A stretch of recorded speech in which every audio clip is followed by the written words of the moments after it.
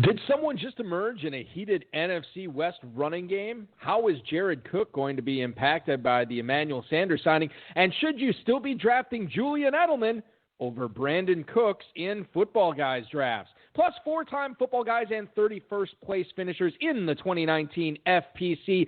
Dave Avedissian and Jeff Hirshhorn drop by to talk about some of their favorite targets so far this summer in their high-stakes drafts and much, much more. We've got a great show for you. Dave Gerzak is here. I'm Eric Balkman. Stick around. Your high-stakes fantasy football hour starts now. Let's begin now.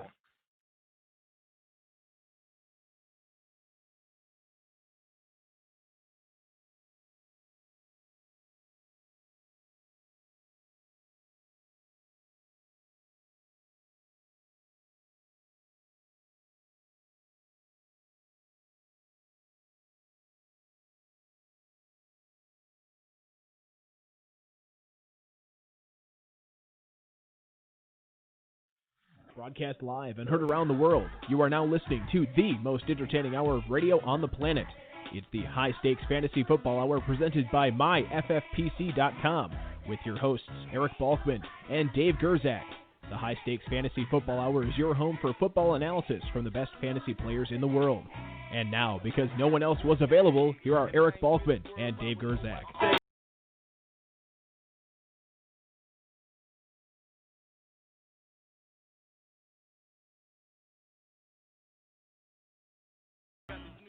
Thank you, Rob. Greetings and salutations to all of you Balkaholics and Gerzak addicts. Welcome to the latest episode of the High Stakes Fantasy Football Hour presented by MyFFPC.com. I am, of course, your slightly above average host, Eric Balkman, and my co-host is indeed the patron saint of fantasy football, the Dizzle, Dave Gerzak. Coming up on tonight's show, we're going to talk about Henry Ruggs' quasi-traffic accident, which could have been really bad, whether Damien Harris stock just took a shot up, and Dave Avedissian and Jeff Hirshhorn will join us in about 15 minutes to talk about their 31st place finish in last year's Football Guys Players Championship, as well as how their strategy in the competition has changed over the years as well. Shout out to the chat room right now. We got a full house in there. Feel free to post any questions you might have. If you want to connect with us on Twitter, the show is at HSFFhour. I am at Eric Balkman. Dave is at David Gerzak. Facebook.com/HSFFhour and 347-426-3682. That's 347-GAME-OBA if you want to give us a call tonight and chat with our guests or with us or whomever. You can also email the show at the inbox, highstakesfantasyfootball@gmail.com. If you have questions for us, get those in right now. We'll try to get to all the chat room questions, tweets, and emails in the fantasy feedback segment coming up later on in the show. Our producer and mutual friend Rob, our audio engineer and best friend Bryce are working on getting those to us as the evening goes on. Live events are a go at Planet Hollywood in Las Vegas. We are about, a little less than 3 months away from the live events, but the FFPC main event, Early Bird, is not only active, it expires in less than 4 weeks. So make sure you're getting in on the best deal we're going to have for any main event teams all season long. $100 off your first team, $400 off each additional team after that. Football Guys Players Championship, that's been a huge to-do on Twitter and the interwebs and social media networking, so on and so forth. Everybody's talking about their Football Guys teams. We're filling a lot of them up, both in slow versions and live versions. $3.1 million prize pool there. Early bird promotion there is live, too, so make sure you're getting in on that, drafting, buying a team before June 30th, drafting it before July 15th to make sure you are cashing in on that free $35 FFPC team credit. If neither one of those trip your trigger, hey, that's okay. We got Slim Leagues, Best Balls active, Dynasty Startups available. We talked about the Terminator that's coming up at the start of August as well. We got Terminator satellites for that, as well as Superplexes and more at myffpc.com.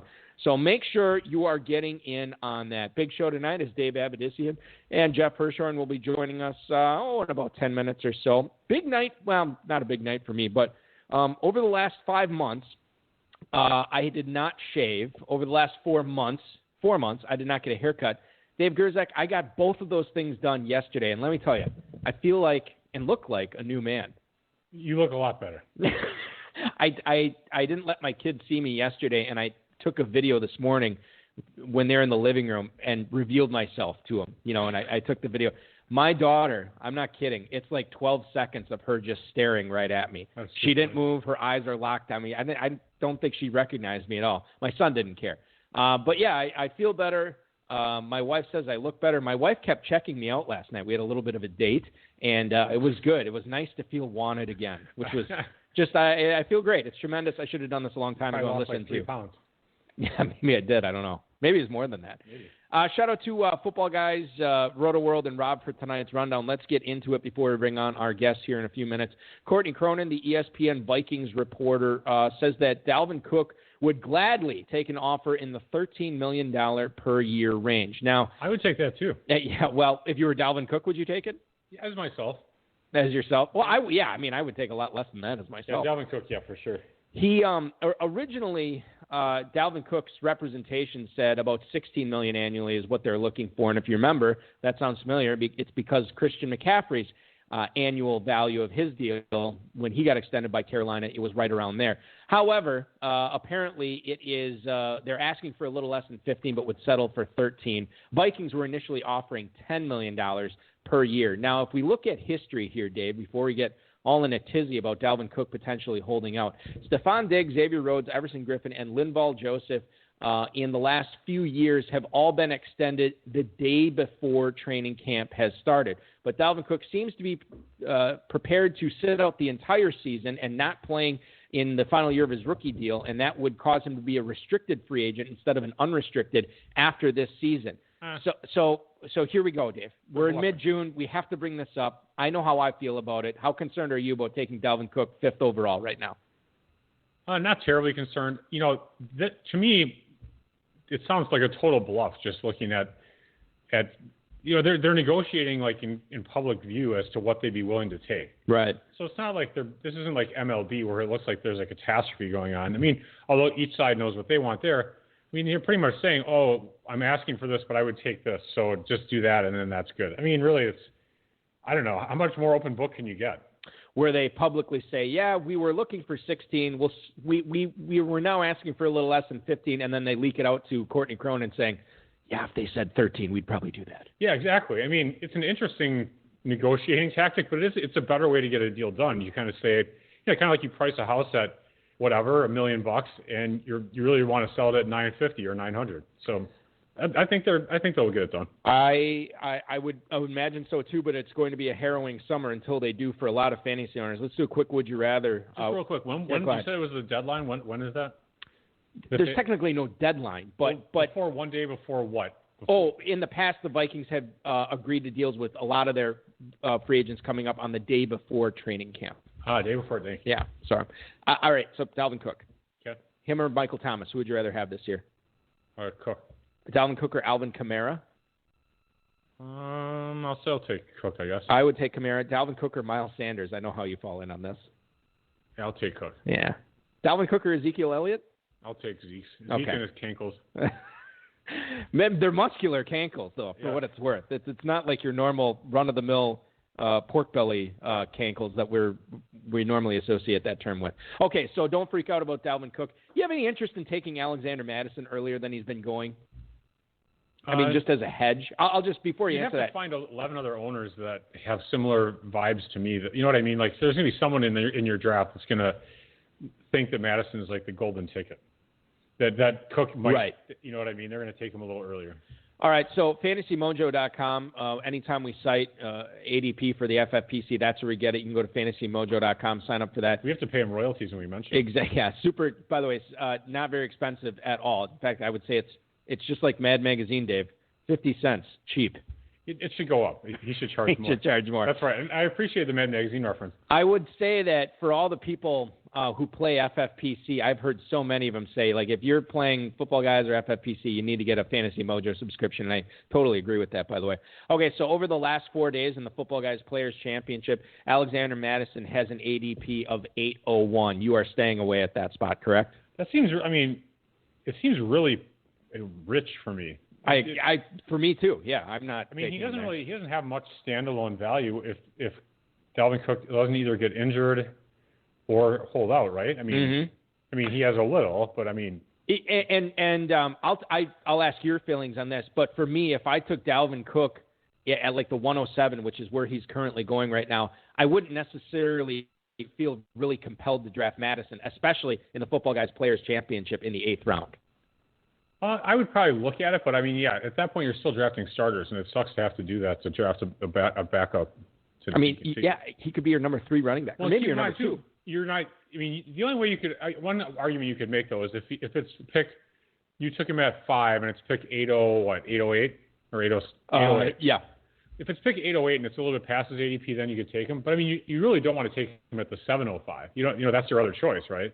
To guarantee you get Madison with Cook, you have to take him in the 7th round, which is like 8 picks ahead. Jeff Hirshhorn and Dave Avedissian are coming up here in the next few minutes, and we'll have to ask them how they sort of handle situations like that. Not necessarily Cook and Madison, but starting running back in handcuffs, especially when they're going that high as well. Let's get to another running back situation. Darrell Henderson, according to Jordan Rodriguez on Twitter, said that his rehab for his ankle that he had surgery on is apparently going well. He's been rehabbing at the Rams facilities and making good progress. But this injury happened 6 months ago, and to be rehabbing it right now, to me, in mid-June, a little bit of a concern. Now, he says he's going to be good to go for the in-person camps and training camp this year. He's obviously going to have a shot at winning the starting job over Cam Akers and Malcolm Brown. Sean McVay seems to be leaning towards a committee situation. Cam Akers, I would say, Dave, according to FFPC drafters, are suggesting that Akers is going to lead him in carries. I'm kind of done with Darrell Henderson redraft and dynasty. The fact that he's still rehabbing this ankle, I think Akers and even Brown can leave him in the dust this year. I'm sorry. So what's the question? Those are statements. Okay. So I just wanted you to chime in on it. Henderson, to me, is a guy that I was super excited about last year. Didn't really do much. They didn't let him on the field much. And now this year they sink even more capital into Cam Akers. They still have Malcolm Brown there. And I guess for me, I'm kind of done with him in Dynasty. I'm done with him in redraft. I won't be selecting him this year. I don't know how you feel about that. Darrell Henderson currently going at the 10:08 in Football Guys drafts. Well, I don't mind Darrell Henderson as a possible flyer. I mean, it's getting kind of later at that point. Akers going in the mid-4th. You're not that he's priced for perfection because he could actually really crush it, but he still is a rookie back. I mean, they spent a lot of draft capital on him, so I could see that. One thing I could see there is pairing those two up, but then you still deal with Malcolm Brown. Oh, yeah. And then there is a chance that they do all split carries, and so who knows? Let's explore that a little bit. Akers actually going in the mid-5th right now. Darrell Henderson going in the 10th. Malcolm Brown going super late, Dave, in the 17th. You would not have to sink a whole. I mean, you'd have to sink something. I guess 15% of your draft. Would you do that to lock up the Rams' running game and just kind of see how it plays out? Not in the manager league, no. Okay. Best ball, I guess if it kind of worked out nicely, I would. But then again, most of the time, how many running backs are you going to take? Let's say you take 7. So you're going to take 3 on the Rams. I mean, that sucks. Mm-hmm. I don't know. I don't really like that idea. I think you hit the nail on the head. It's different when you're doing it in a 12-team closed league, when you're trying to win, $500,000 in the Football Guys Players Championship, or the FFPC main event may not be the strongest move. I guess I always, in those contests, who was I talking to about this the other day? I think it was Real Talk Raf from Rotoballer Radio, and I said, I think a lot of players, high-stakes players, tend to ignore floor in those situations when it gets to be deeper on in the drafts and just focus totally on ceiling. And I think that's the way you have to look at it. You don't want to certainly take home run swings with all 20 of your picks or even the majority of your 20 picks, but I think in leagues like that, it doesn't hurt to go on the wild side a little more often than not. Henry Ruggs is apparently on crutches, according to AL.com. He injured his thigh while helping a friend move furniture. According to his father, he was trying to move a trailer or furniture, and the trailer actually pinned him against a car or a wall or something. That is some scary stuff. He uses the phrase "or something" 3 times in here, and I think that it's telling because I think it's a lot worse than this, and he was just saying, yeah, or something. It was probably really bad. Ruggs' father says he's pretty much okay. There's a little wound on the leg, but the Raiders are aware. They don't believe it's going to be serious, and he's going to be ready. But, Dave, for a guy who is a rookie, who's going to have a weird offseason, who relies on speed, a lower body injury, to me, at this point, for a guy I wasn't necessarily all that excited about for redraft anyway, I'm going to find other ways to spend my pick instead of using one on Ruggs in the – where's he going right now in Football Guys drafts? Bear with me for 1 second. The 11-12, Sterling Shepard, Anthony Miller, Jalen Reagor, Preston Williams. Totally rather have Miller and Williams at that spot. This story doesn't move the needle for me on Ruggs at all. If I liked him, I liked him. If I don't, I don't. I mean, I would look at him, I guess, as a possible flyer pick. But so you mentioned Preston Williams, I like better. Anthony Miller is the other guy. I'm not sure about that one. All right. Sterling Shepard also going there. Yeah, I'd probably take Shepard, I guess, over him. And the other one is in that little clump is Jalen Reagor, another fellow rookie.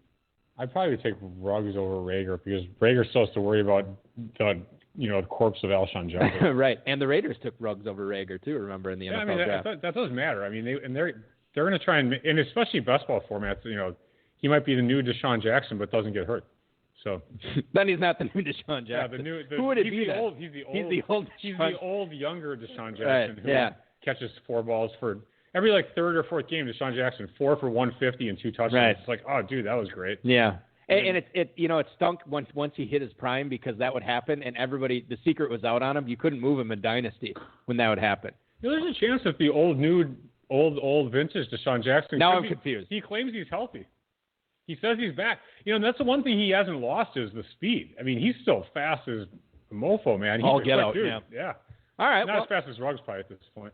Well, and the other thing to keep in mind, too, is Deshaun Jackson, 1307, by the way, as a wide receiver 55 in Football Guys drafts. And there's talk about him being technically the de facto number 1 on the Eagles. I mean, granted, not probably ahead of Ertz, I guess you'd argue, as far as... Well, number 1 receiver, right? Yeah, the number 1 receiver. I mean. Yeah. No, there's something to be said for that. Yeah. There's nothing better than having Deshaun Jackson as your number 4 receiver, Dave, and having a bye week and having to plug him in, and then that's when he gets his 2-touchdown, 160-yard game. No better feeling that, my friend. Well, if you have him as your number 4 receiver, that means in the first 9 rounds. Well, I mean, right.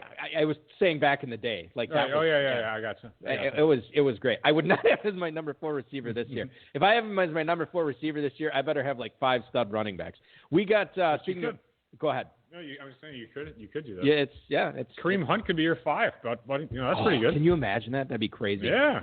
Dave Avedissian and Jeff Hirshhorn will weigh in on that. They're the 31st place finishers in the Football Guys Players Championship. 4-time league winners in the FPC coming up in just 1 minute here. One last thing I want to get to before we get to Dave and Jeff here. Keshawn Vaughn was in the news. Apparently he is going to replace the snaps at a minimum that Peyton Barber had last season. Jason Licht was actually commenting about how they believe he has good speed. They believe he can catch the ball. They think he's good in space. He's going to be productive out there. And they think he's capable of playing on all 3 downs. So this is very interesting, Dave, given that Ronald Jones and Keshawn Vaughn are battling this year for snaps in that backfield. Now, it seems like Tampa was very interested in Devontae Freeman, and this is kind of where I'm going with this. It seems to me that whether Tampa signs Freeman or not, they are not done with that backfield, which to me means Keshawn Vaughn and Ronald Jones are going a little bit higher in Football Guys drafts or redrafts in general than I am willing to pay. Ronald Jones, running back 32 at the 707, and Keshawn Vaughn is going right now over the last 4 days at the 808 as running back 37. That kind of flipped a little bit because Vaughn was Vaughn ahead, yeah. That might have been due to rookie drafts, I think. Rookie-itis? Isn't that what Corn Fins called it? No, I mean Dynasty League rookie drafts because they're all the ADP is all merged. Oh no, I'm sorry. This is my fault. I should have said this is strictly Football Guys drafts over the last 4 days. Okay. But originally, when we were looking at it, Vaughn, I think to your point, was going higher because he was the mystery box. He was the unknown, and people were willing to take a chance on that. Right. I don't, it's so funny because Sony Michel's going, and we got a Sony Michel question coming up later on in the show. Oh, thank God. It's more like I really want to talk about Sony Michel. We don't cover him enough. It's more like a Damien Harris question, but he's involved. He's going right next to Keshawn Vaughn, and as much as I don't like Vaughn, I'd totally rather have Vaughn over Michel. You know who I really like there that's going in that same spot is Matt Breida in Miami, who should be the big-time passing down back, and I think the most dynamic back Miami has down there right now. That's true. I mean, when they score, averaging 12 points a game, he's going to be crushing it. In the fourth quarter, he might have 3-4 touchdowns all year. In the fourth quarter of those games, he might come into it with 7 carries for 29 yards and 2 catches for 10, and he could end up those games with 7 carries for 29 yards and 8 catches for 70 yards and 2 touchdowns. Well, come on. 8 catches. I'm just saying he could. I'm not saying he will. 70 yards and no touchdowns. No, 2 touchdowns. I heard what you said. No, come on. He's going to get in the end zone. Matt Breida. Breida, as we all know, is Spanish for red zone. Is it? No. Who's the quarterback there? Tua? Well, eventually he'll be the quarterback there, but for right now it's Ryan Fitzpatrick. Fitzpatrick's good. He's Mr. Fourth Quarter, man. Right. You might be right. Does he have a big bushy beard still like you? Yeah, you should see him because in quarantine he let his hair and his beard grow out. Oh, it's bad. He's got a lot more gray in his than I do in mine, too. God, I wonder how crappy Andrew Luck's face looks like right now. I mean, this guy, it's like when you let yourself go. His standard appearance was letting himself go. Yeah. I mean, he looked like shit all the time. I mean, it was like there was, but people that do those little tricks where they have the bee beard, like they have the bee. That's what he looked like. His face looked like crap. Yeah.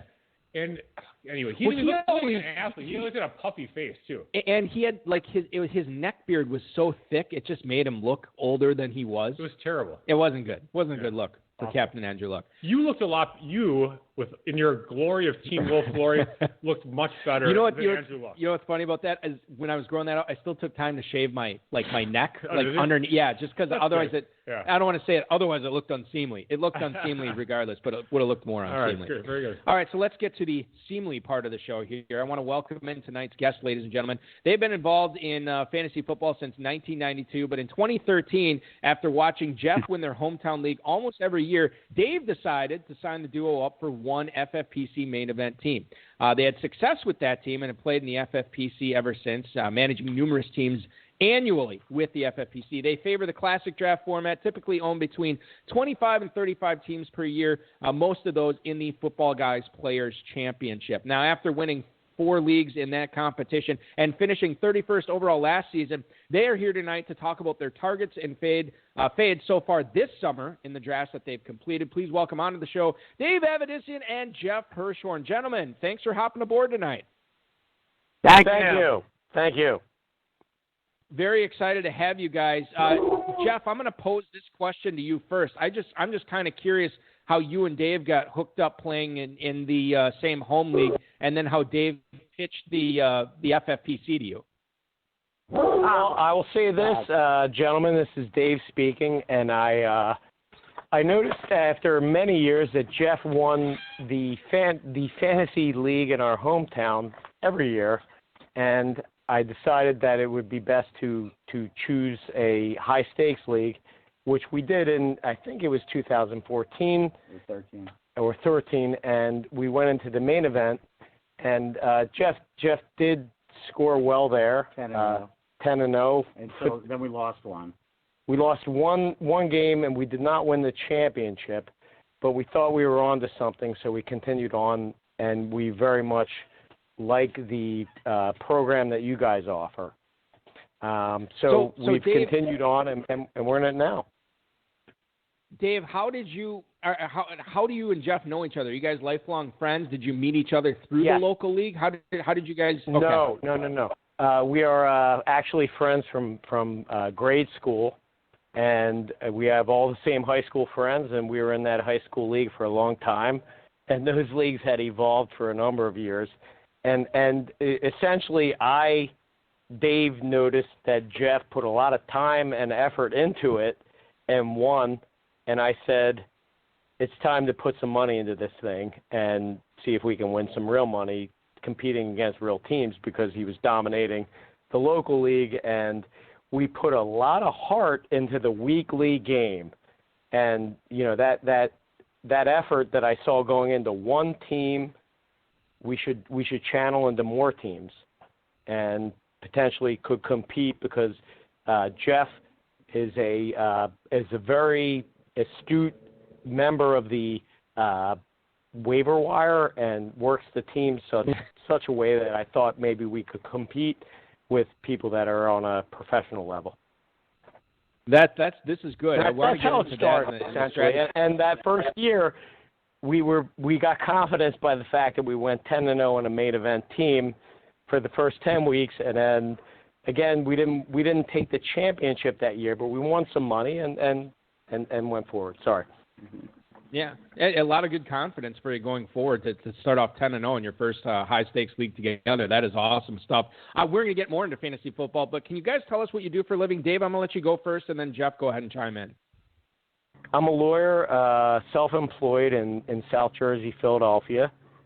Jeff? And I teach 5th grade math and science in Pennsauken, New Jersey. A lawyer we happen to and live a teacher, next door to one another. So. Yes, and we live next door to one another. And next door neighbors. This is great. So let me ask Jeff a question. So Jeff, you guys you play in the same, you still play in this local league with all your buddies from high school, and you guys are doing you guys are doing great. Now, I assume you have a lot of the same guys in the league, but if I look back at my high school, a lot of my some of my friends have done well. They're having a good successful life, and then there's a few other ones that are drinking all the time, getting into drugs. Yeah. Have you had? Are you guys like the winner? Like the good guys, and then there's like the total burnouts and losers of your high school that are still in the league. And you're like, oh my god, I can't believe this guy's still in the league. You know what? It's always the same people, and you got some people that drink all the time at drafts, and I have fun too doing all this, but I take it a lot more seriously than they do. We'll say that. Once again, it's all about the waiver wire. Yeah, that's true. Very true. Balky, Balky and I, were we in the Eddie League? Was the Eddie Fantasy League? Yeah, it was called the Eddie Fantasy. Ran out of Milwaukee, Wisconsin. All right, I'm going to tell a local league story. This is a little embarrassing. It's now going to be forever in I don't know, podcast history. We drive down. It was a 10-team league. It was our first league we ever did, 1999 to whenever. And we'd stop at the local gas station when we get down there. And it was not a gas station. What was it? It was not a gas station. Well, it was something like a gas station. I don't know what it was. But, so we buy like beef jerky and some snacks and soda and so on. And I'd always pick up a couple of barely legals and I would bring them to the draft and I would just put them on the coffee table. And these guys they'd be distracted the whole draft looking at barely legal. So it was nice. Well, the great thing about it was none of these guys knew where these magazines came from. Dave would just hey, what's going on? He'd just drop them off at the coffee table, go sit down somewhere, and before he knew it, somebody was taking Terrell Davis after he had retired in the second round. It was great. It was a good strategy. We had someone say Dave Akers at number one. We didn't let him. We stopped him. We stopped the draft and made him not take That's right. Oh, that's great. That's the thing about these national contests. As much as I love them, there's something about local leagues. It's pretty special. It is special. Yeah. All right. Anyway, David, I'm going to ask you this question about a recent Football Guys draft you did a week ago. You went with Michael Thomas over Ezekiel Elliott, and that would be kind of a controversial pick. Why did you decide to go that direction? Well, if you look at the overall production last year, Michael Thomas outperformed Ezekiel Thomas by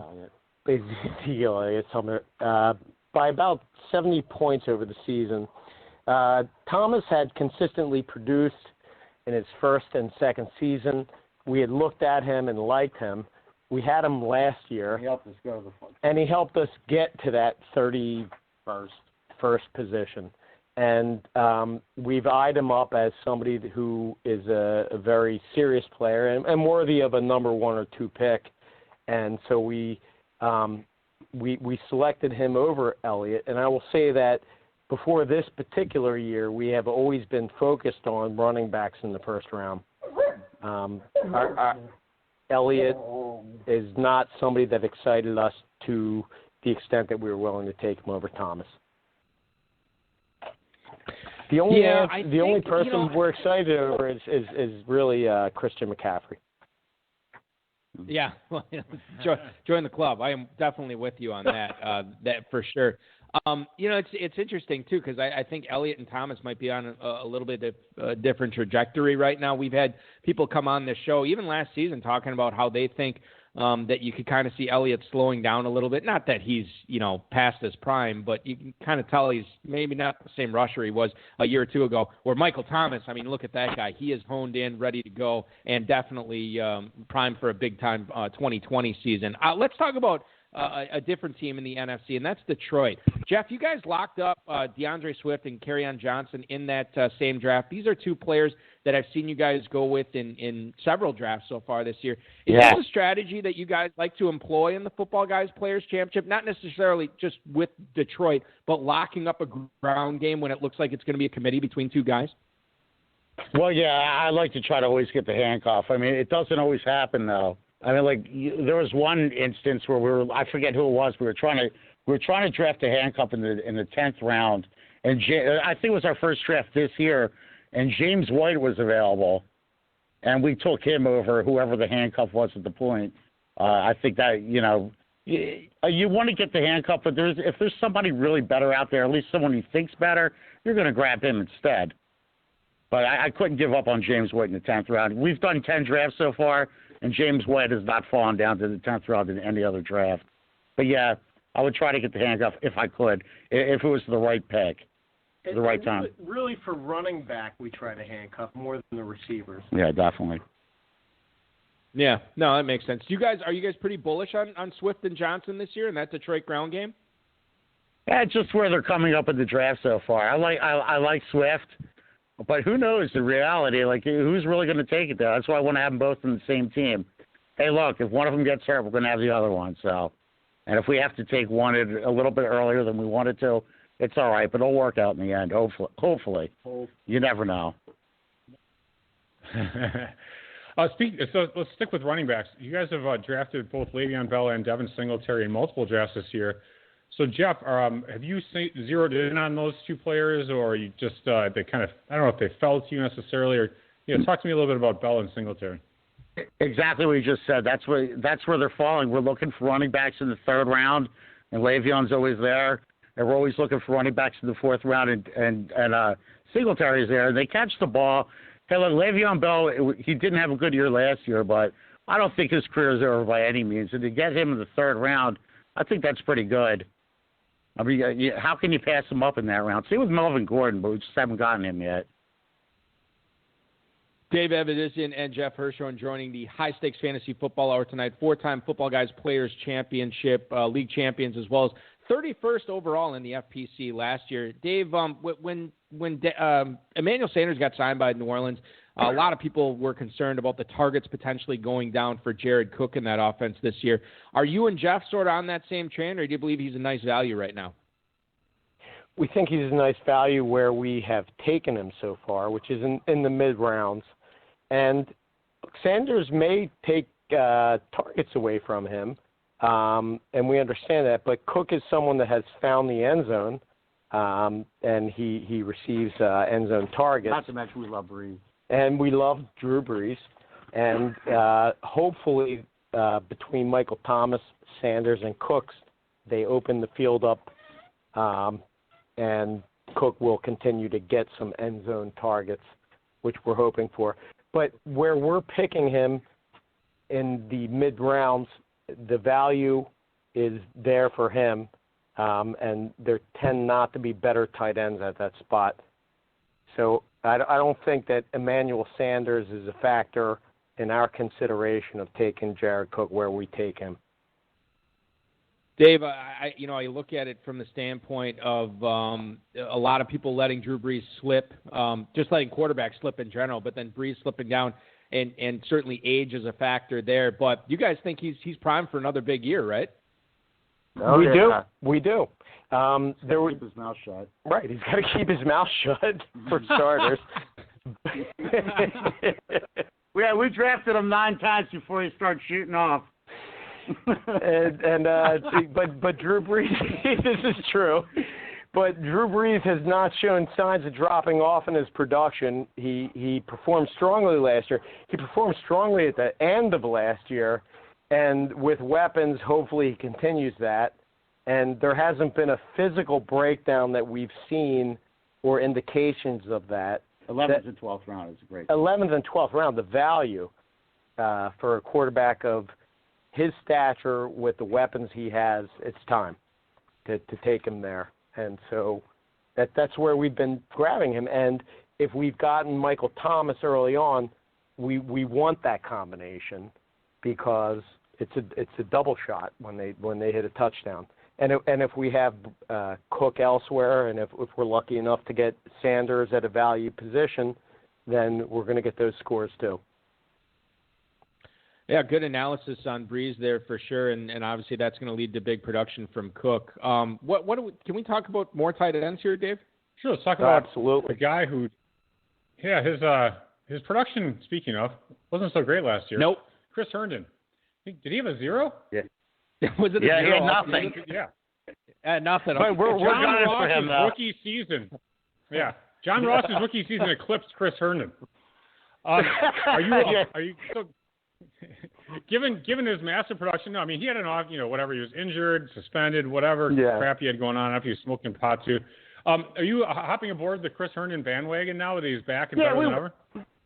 Yeah, well, I don't know if he's better than ever. We took him a couple times so far. And when it comes to Chris Herndon, you're just hoping for the best.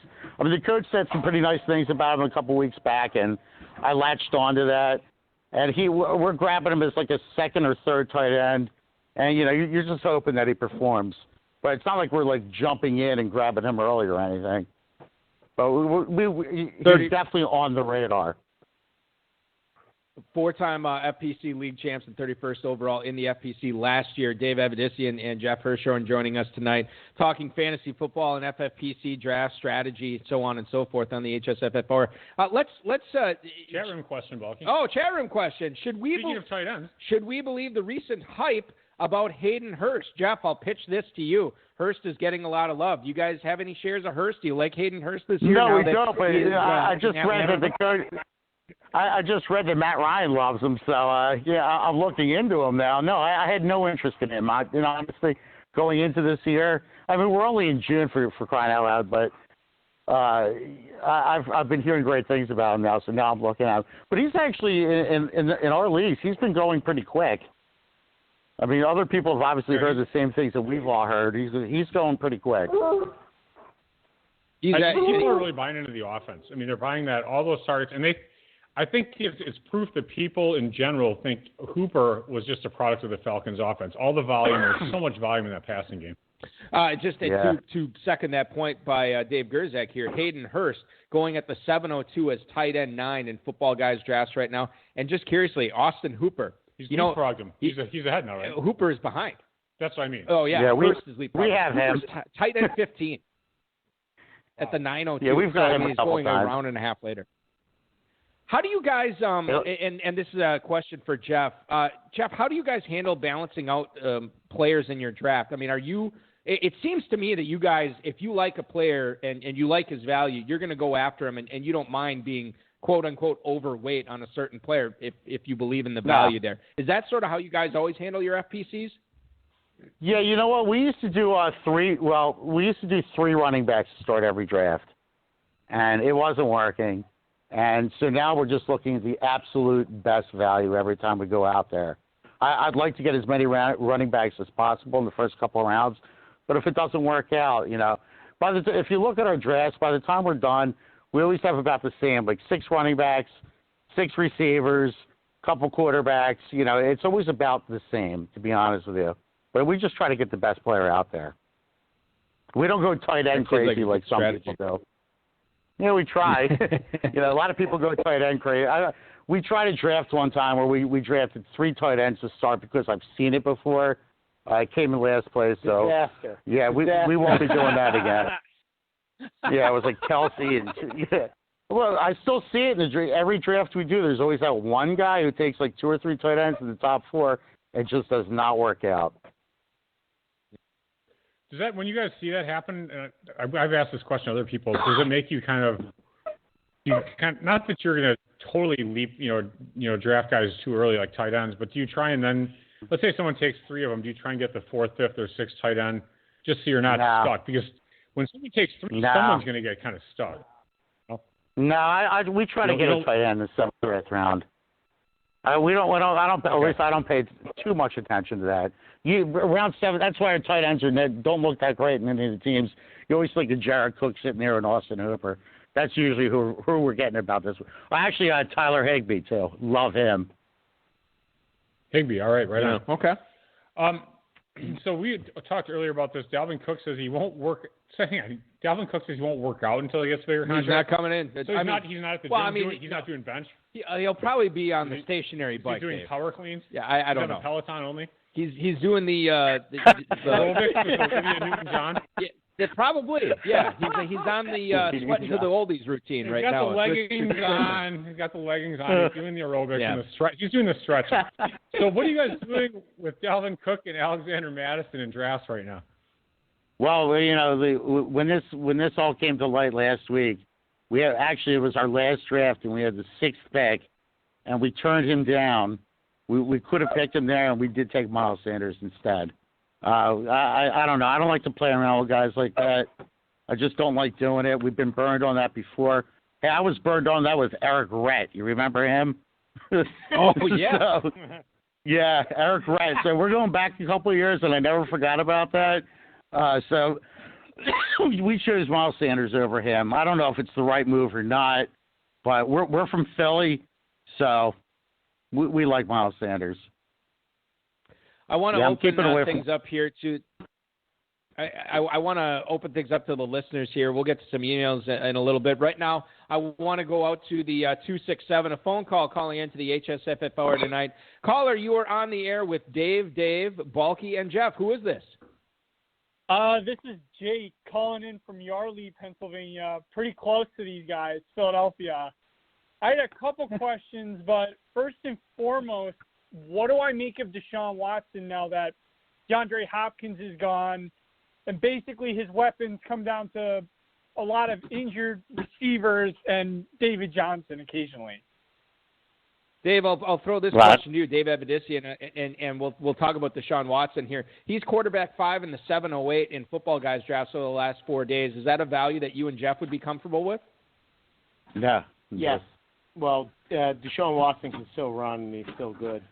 Yeah, he saw some receivers out there. So, he's got Brandon Cooks now, but he can run pretty good. He's just going where we're not looking for a quarterback.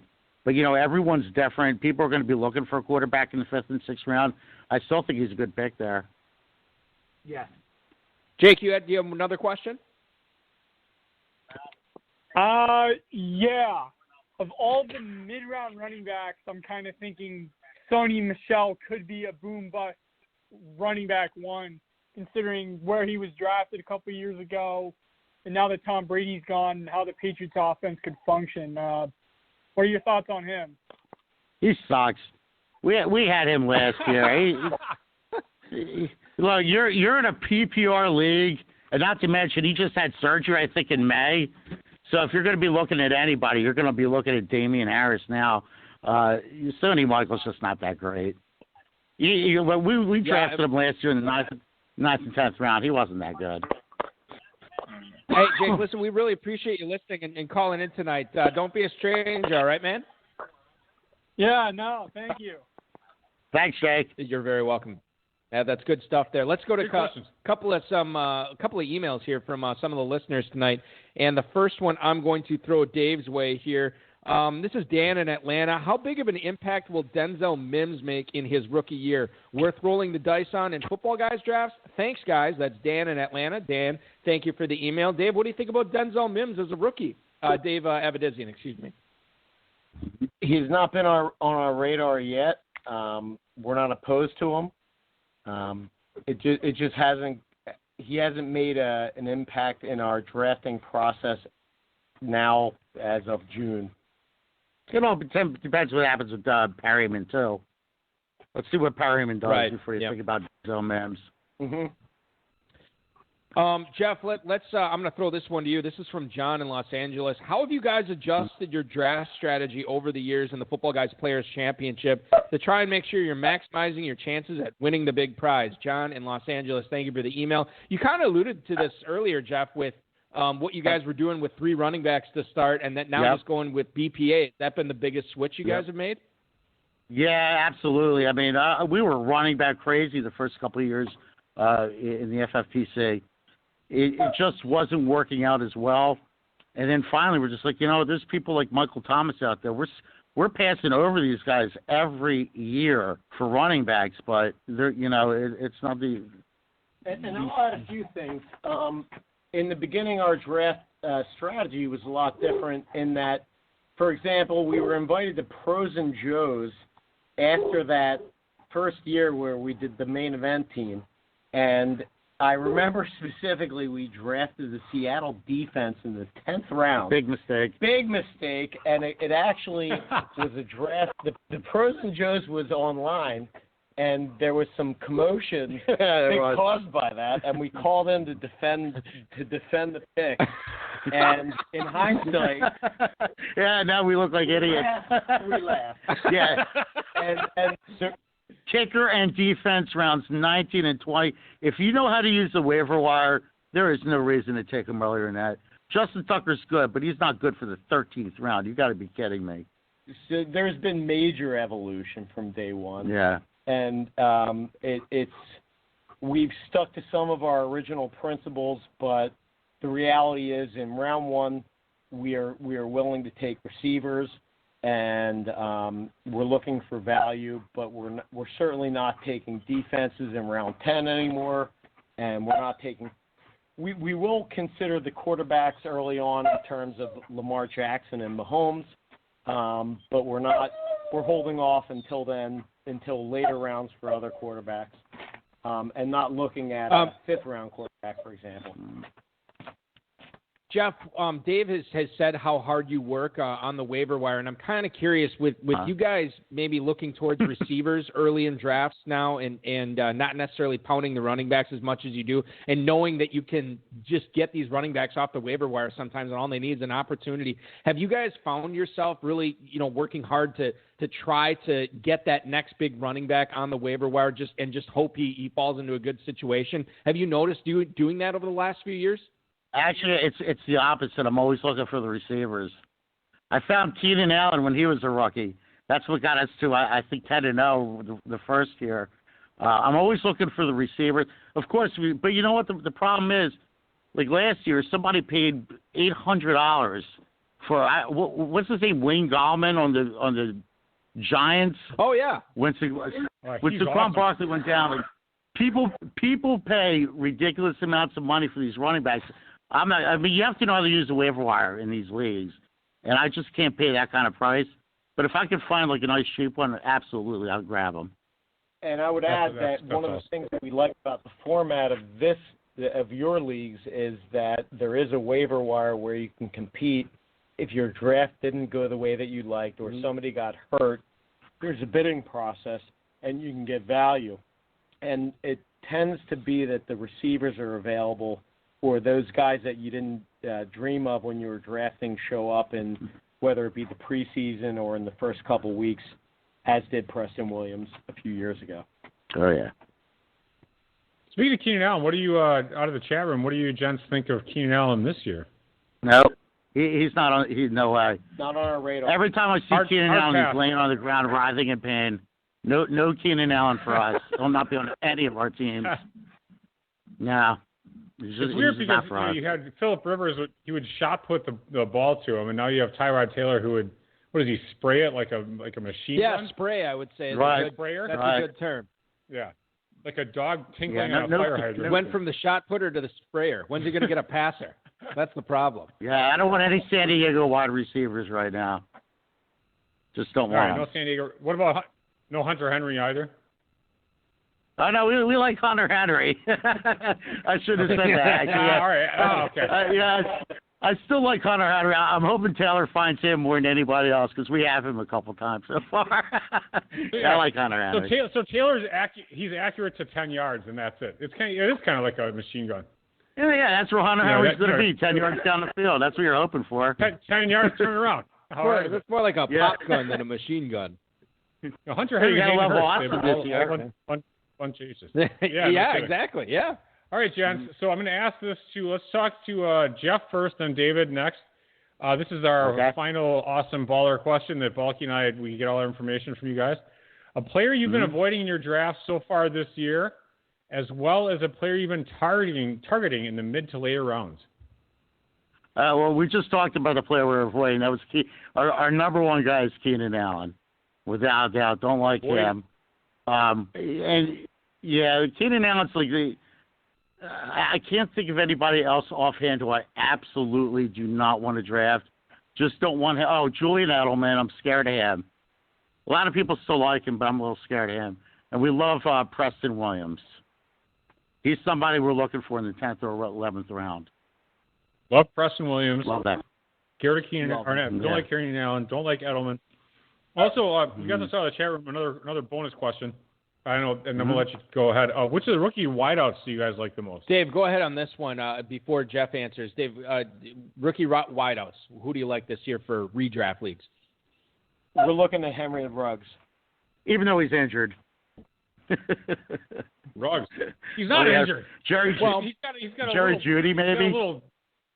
He's got a Band-Aid probably on his thigh. I don't know. I don't know how true this story is. Jerry Jeudy might be all right, too. Never really looking too much at rookie wide receivers. And we'd like them to prove themselves for a couple weeks and maybe grab them off the waiver wires if they're available. If they're available, yeah. Well, yeah, we've got Burn with Nelson Aguilar. If you guys are kind of a little bit on to Jerry Jeudy, are you kind of down on Cortland Sutton there? Because he's going right around the same spot Keenan Allen is. No, it's weird. So I wouldn't know who to take there. I like them both. We haven't drafted either one of them. When those guys are gone, we're looking at other positions right now. But I guess I would take Sutton first over him, just because Sutton had a good year last year. But Jeudy looks good too. I mean, I don't really know about that. That's a tough one. I like them both. Listen, and we like you guys both, no question. The 31st overall finishers in the Football Guys Players Championship last year. 4-time FPC League champions Dave Avedissian and Jeff Hirshhorn joined us tonight here on the High Stakes Fantasy Football Hour. Gentlemen, it has been a wild ride here on the show. It's been a good ride for you guys in the High Stakes Leagues. Good luck in the main event. Good luck in the FPCs this year, and hopefully we'll talk again soon. All right. Thank you very much. Appreciate it. Bye-bye. Thanks, guys. Thank you, guys. Dave Avedissian, Jeff Hirshhorn. Good stuff from there. It's one of those things, Dave. I think if you can find a high-stakes partner that you've known for so long, it's easy to be brutally honest with them, and I think it's easy to know when to plant your flag on a certain player or let the other guy have his way. You know what I mean? For a good partnership. These guys clearly have that. I mean, you can tell that they have a good, camaraderie or, banter back and forth. It's really nice.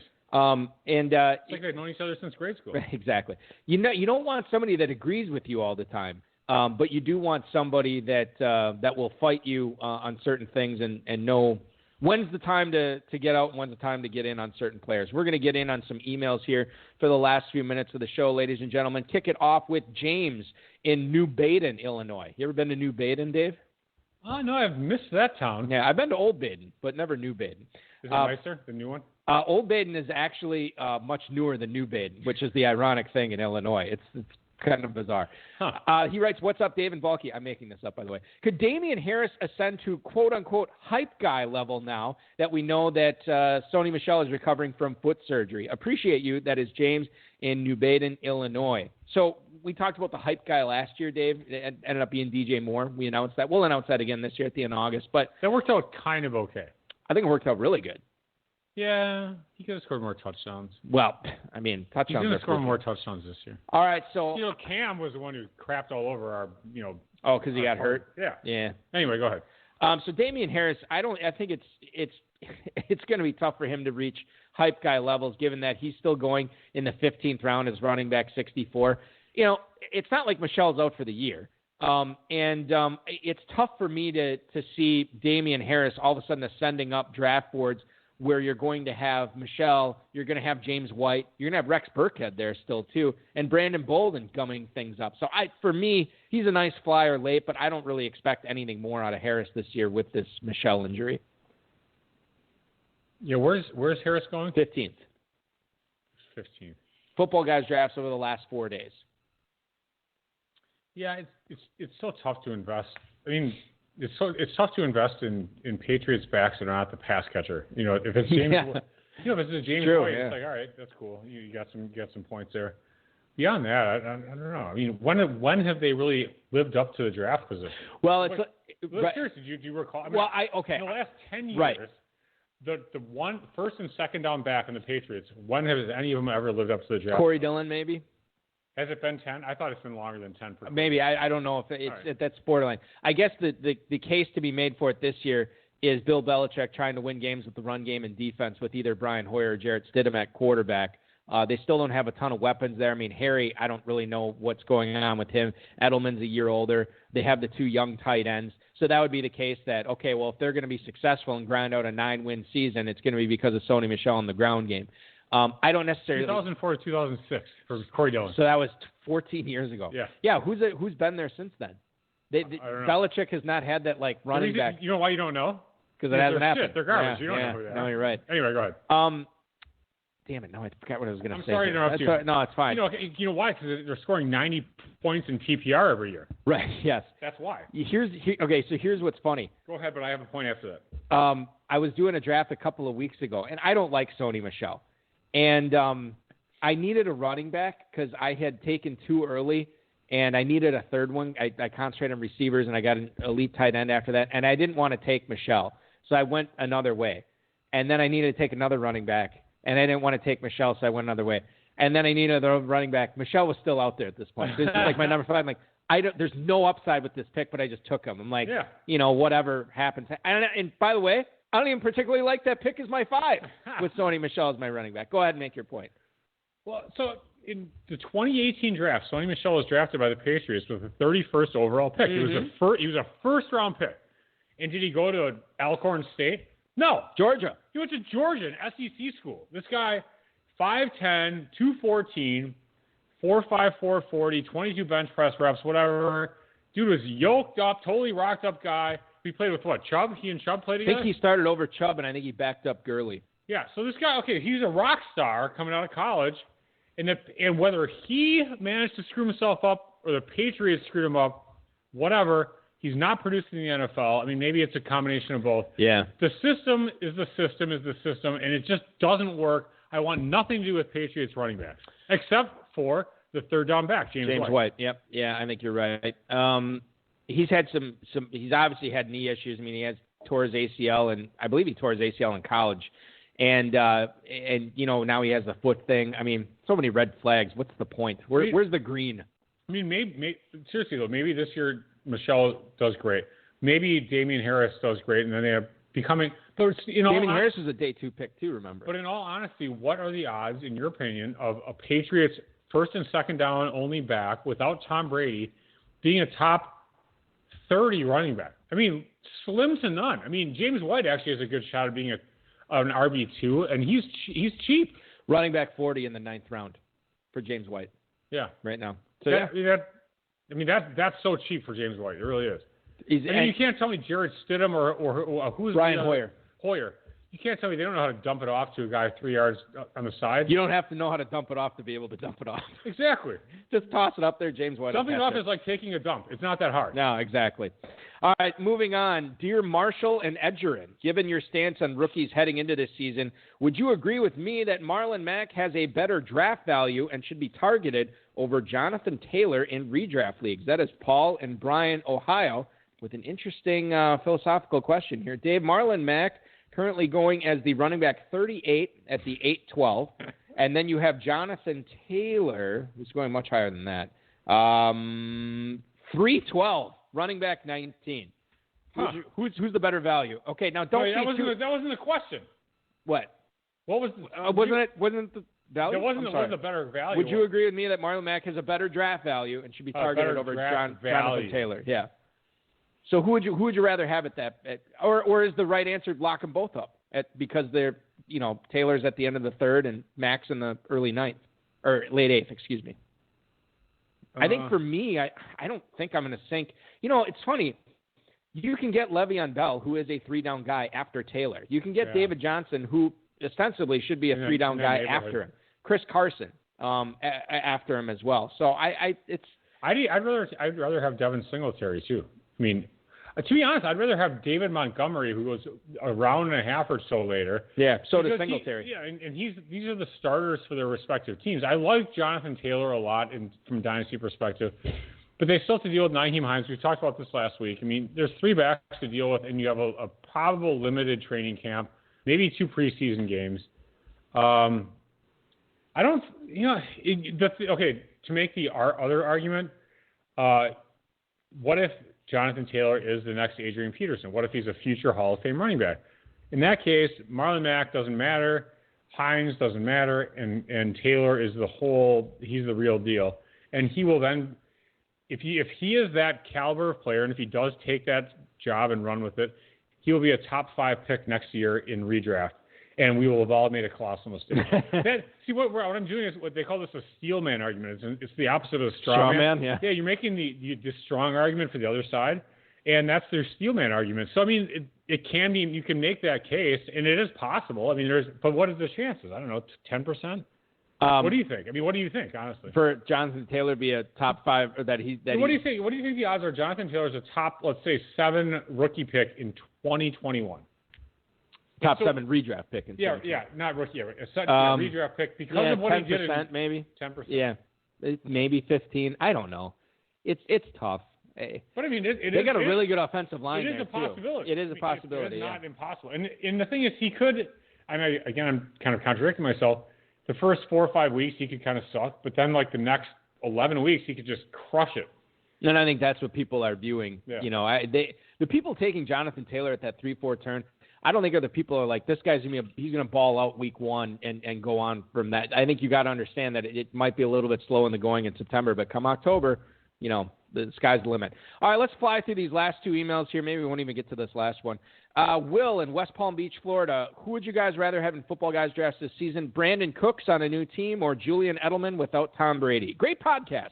That is Will in West Palm Beach, Florida. I assume he's talking about our podcast. Cooks or Edelman, Dave? Who would you rather have in an FPC? I'm going to say Cooks. He is actually. And by the way, why is this guy drafted in Football Guys? He lives in West Palm Beach. He should be doing main events only. He's rich. You're rich. Maybe in West Palm Beach. All right, so maybe he's doing FPCs now because he can't draft a main event right now. All right, that's fine. That could be it. Fine, just step up to main events. You're over at Mar-a-Lago probably hanging out. Cooks is actually, they're almost going back to back. They are, for receivers, wide receiver 36, wide receiver 37 in the 8th round. I'm going to lean towards Cooks, I guess, because I don't see too much of a dynamic upside in Edelman. But it's close. Obviously. It is close. I like them both. Yeah. I wouldn't mind grabbing them both. I'll tell you what, in honor of Dave Avedissian and Jeff Hirshhorn, Brandon Cooks, baby, over Edelman. They don't like Edelman, neither do I. You know, I was going to ask David Avedissian, his last name has always been interesting to me. He reminds me of he should be a Star Wars character, and I realized why tonight because of Lando Calrissian. Calrissian, yeah. Yeah.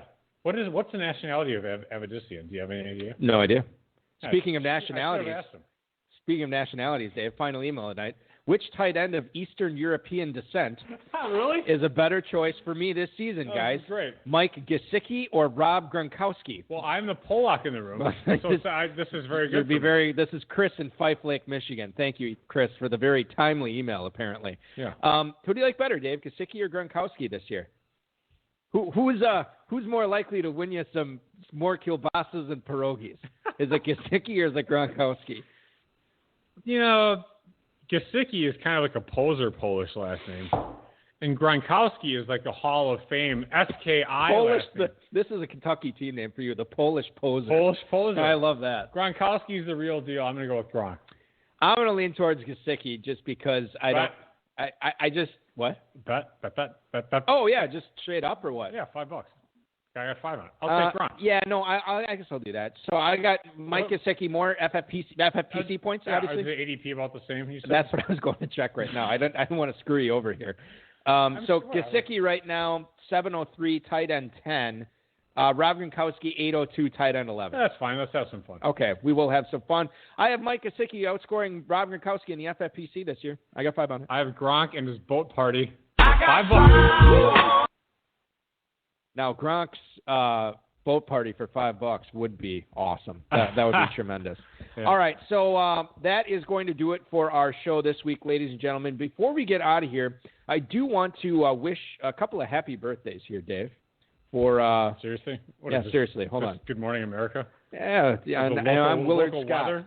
Local weather show?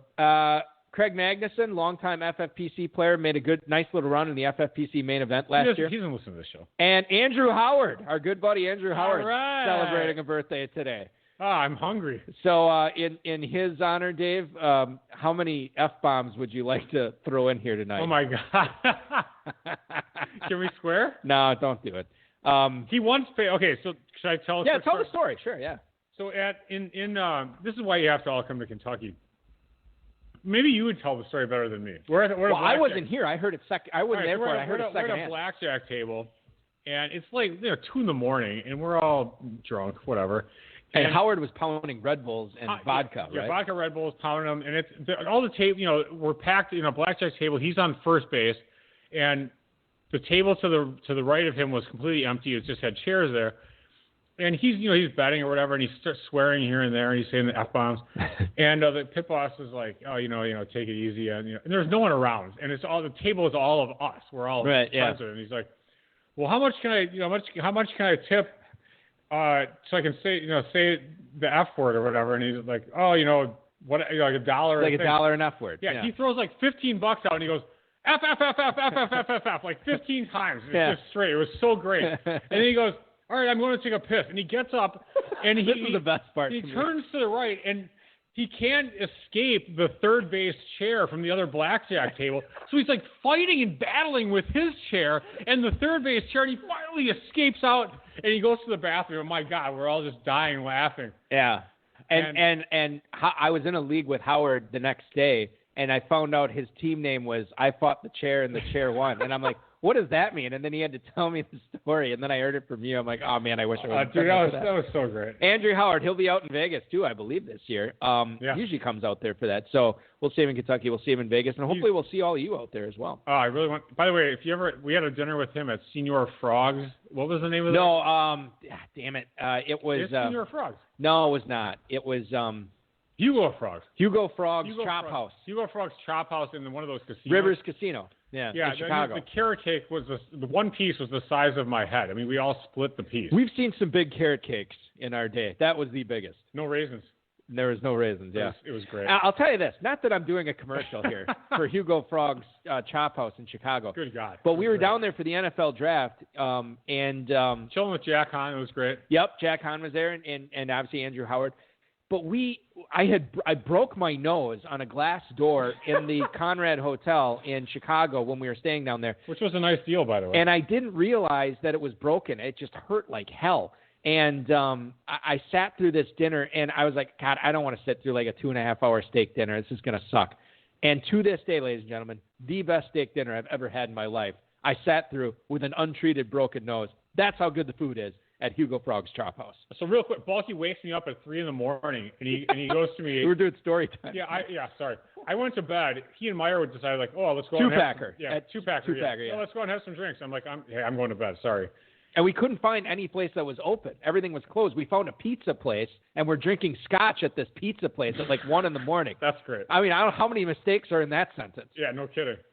So you wake me up, and that the bathroom has all this glass in it. So it's a real thick glass door that separates the actual. Yeah. It divides the bathroom in two. Yeah. So you're like, hey, am I okay? I'm like, he wakes me up at like 2:30 or 3. I'm like, what are you talking about? Are you okay? And I get up and I said, tell me I'm okay. Tell me I'm okay. I'm like, yeah, okay. I'm like, yeah, you look fine. I'm like, well, what? I go, what are you? Just some blood by your face? And then he goes, oh, we walk over to the bathroom, and I mean, it looks like you killed someone. I feel like I lost a lot of blood. I feel like there should be a hooker that's dead or something, or some sort of.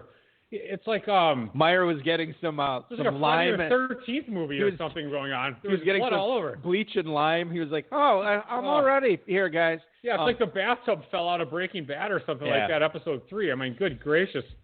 I told you to go to Northwestern to get treated at their medical campus by all the college kids. They could have fixed your nose. You know what's funny is that was Thursday night. So Friday we went to the museum, the modern art, right? Yeah, it's the Art Institute of Chicago. Art Institute of Chicago. That's what it was. Get it right. And by the way, I was going to drag these cretins to some sort of. I had a broken nose. I don't want to go anywhere. Meyer was. I got to drag him kicking and screaming. Oh, what is this? Like a white thing on the wall? They get the modern art stuff. It's right. like canvas. And so after the Art Institute, then we were going to go to the Sears Tower. We were going to go somewhere, and it was just too crowded. I mean, they have American Gothic, for Christ's sake. It's great. Yeah, I saw it. It's the best freaking picture. Fantastic, yeah. Anyway, yeah. And so then we went. It's only like a 9x12. Yeah, and so we went to the Sears Tower to go up there, and it was too busy. So then, of course, we are like, oh, we can't do Sears Tower? Let's go to Harry Carey's restaurant for a burger, which is what we did then. That's good. And then I think we went back and we started watching the draft at Casino, and then we went to Hugo Frogs that night with Andrew Howard.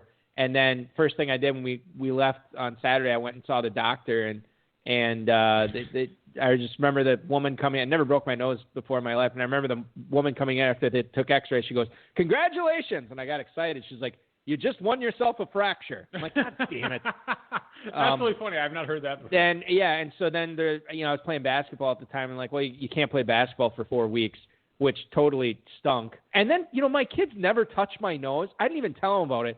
And they're all constantly touching my nose, and I'm putting them to bed. I'm like, what are you doing? Yeah. You got to stay off my nose. You need like one of those face masks, like, Kurt I wasn't going to get a custom-made face mask for 4 weeks of YMCA basketball. This wasn't going to happen.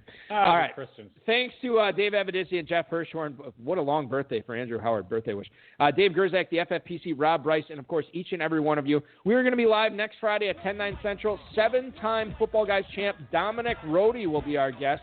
Remember to book those flights and rooms for Las Vegas. Get in on the main event early bird. He's Italian. The Football Guys Players Championship early bird is also live, ladies and gentlemen. Best Balls Dynasty Startups also going on there, so make sure you're cashing in on that. And there is a 12:30 a.m. Football Guys draft. I don't know how many people are in it. Yours truly will be commissioning. And I'd love to see your draft tonight, so make sure you're getting in on that. MyFFPC.com. Thanks for listening, everybody. Your weekend starts now. This has been another episode of the High Stakes Fantasy Football Hour presented by MyFFPC.com that was broadcast live and heard around the world.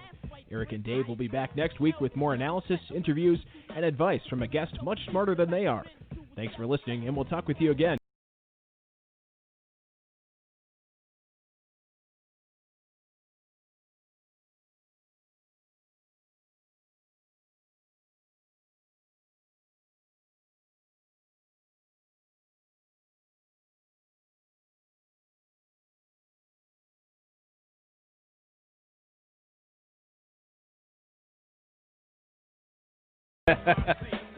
Gotta find a way to turn that into a team name. The other thing I didn't share, or I don't think I shared about this, was I remember hitting my nose and I got dizzy and I dropped to my knees in that hotel room, and I was like, I'm just gonna settle myself right here, just compose myself just for a minute. And I passed out, and I looked at my Fitbit the next day because it monitors my sleep, and it'll tell you by the colors how deep your sleep was. I was cold, man. It was like super deep sleep for like 2.5 hours. So I must have been unconscious, for that. Yeah. I could have died. And then the REM sleep, but like this deep sleep. Oh yeah, the deep sleep. Yeah, it was. Yeah. I should have screenshotted that and saved it. But in any event, my roof does that too. Oh, there you go. Sorry to interrupt. We're doing commercials for everybody tonight. So then obviously there was blood all over, but the worst one was that big puddle of blood, and that's where it was leaking out of my nose, right next to the toilet in that room that night. I came close to death, and celebrated with the best steak dinner I've ever had. Go check out Hugo Frogs Chop House at Beautiful Rivers Casino. Hey, they're open. They're doing curbside, takeout, delivery, everything there. Hugo Frogs. We'll talk to you again next week.